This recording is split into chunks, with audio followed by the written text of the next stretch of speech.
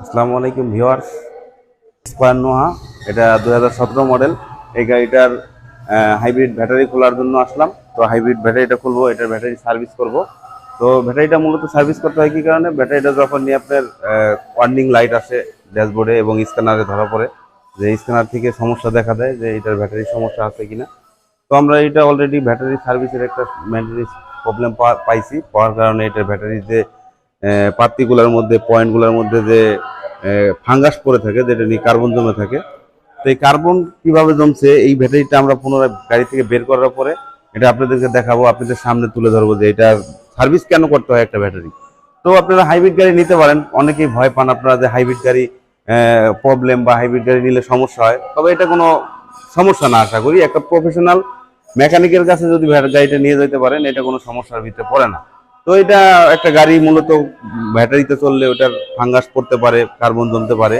তো এই কার্বন পরিষ্কার বছরে একবার বা সিস্টেম আছে, দুইটা সিট খুলতে হয়।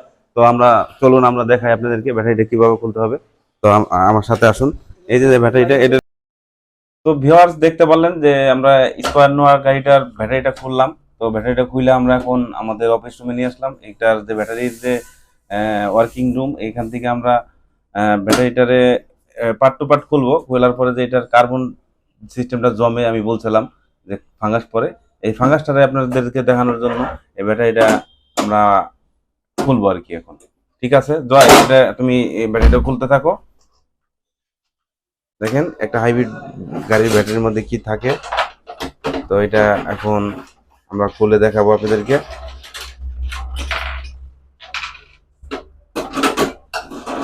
তো দেখতে পাচ্ছেন গাইজ, এই যে ব্যাটারিটার সামনে আপনাদেরকে আনলাম। এটা হলো, এখানে দুইটা সিট থাকে। তো এই পিছনের সিটটা খোলা লাগে না, সামনের সিটটা খুলতে হয়। এই সামনের সিটটা খোলার পরে ব্যাটারির এই যে এই চার কোণা চারটা নাট বোল্ট থাকে। তো এটা হচ্ছে কুলিং ফ্যান। ব্যাটারির যে ফ্যানটা থাকে দেখেন, এই ফ্যানটাও আমরা খুলবো। এই যে ব্যাটারিটা বাইর করার জন্য প্রস্তুতি চলতেছে।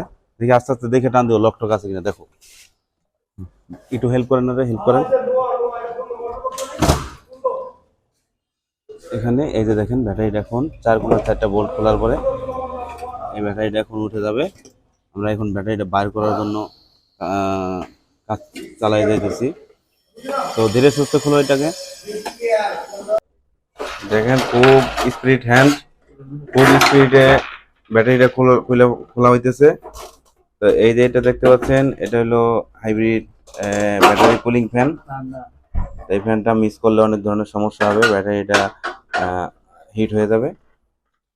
আর এখানে এটার ভিতরে আছে ব্যাটারি সেল, আর এটা হচ্ছে কনভার্টার সার্কিট, রিলে আছে দুইটা এখানে।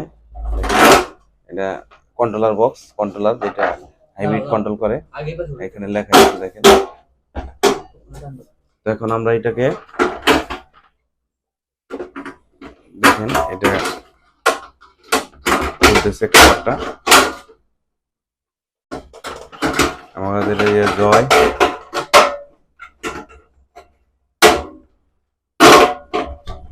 দেখতে পাচ্ছেন।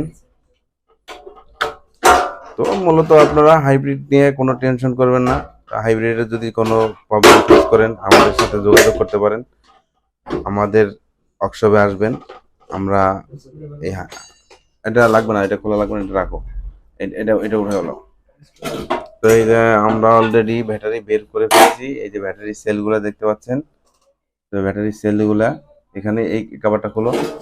এই কভারটা খুললে আমরা মূল পর্যায়ে চলে যাব যে আসলে এটা আমরা কি কারণে খুলছি। দেখেন এই যে ব্যাটারি যে সেলগুলো দেখতে পাচ্ছেন, hybrid battery square Noha 2014 model. আপনারা কি হাইব্রিড গাড়ি নিয়ে চিন্তিত? আর নয় চিন্তার কোনো কারণ নাই। চলে আসুন আমাদের কাছে হাইব্রিড গাড়ি নিয়ে, হাইব্রিড ব্যাটারি সার্ভিসিং এবং হাইব্রিড ব্রেক বুস্টার, হাইব্রিড যে কোনো অ্যাক্সেসরিজ পার্টস যা লাগে আমাদের কাছে চলে আসুন। আমরা হাইব্রিডের ব্যাটারি সার্ভিসিং করে থাকি 100% ওকে, 100% গ্যারান্টি দিয়ে। চলে আসুন আমাদের কাছে, আমাদের ঠিকানায়। তো গাইজ দেখতে পাচ্ছেন যে এটার যেই পাতিগুলো থাকে, এই পাতিগুলো আমরা সব খুলছি। তো এইগুলো আমরা সব এখন পরিষ্কার করব। এটা এখানে থাকে ব্যাটারি পয়েন্টের সাথে, এখানে এইভাবে থাকে। এইগুলোর আমরা এখন পরিষ্কার করে ফিটিং করব। করার পরে আবার পুনরায় এই ব্যাটারির সাথে অ্যাটাচ করে গাড়িতে ফিটিং করব।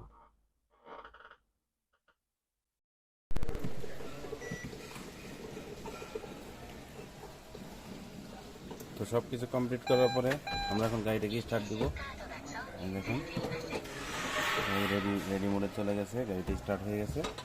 তো এই ছিল ব্যাটারি সার্ভিসিং করার আমাদের মূল কাজটা কমপ্লিট হয়ে গেল। এখন ব্যাটারিটা কমপ্লিট।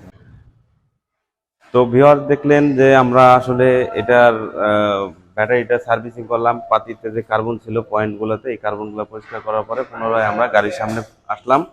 এখন এটার ব্যাটারিটা ফিটিং করতেছি, ফিটিং চলতেছে। ফিটিং করার পরে আমরা গাড়িটা স্টার্ট করবো। এই ছিল ব্যাটারির কাজ। তো আপনাদের যদি এরকম গাড়ির ব্যাটারির কোনো প্রবলেম থাকে তা আপনারা আমাদের কাছে নিয়ে আসতে পারেন। এই ধরনের প্রবলেম আমরা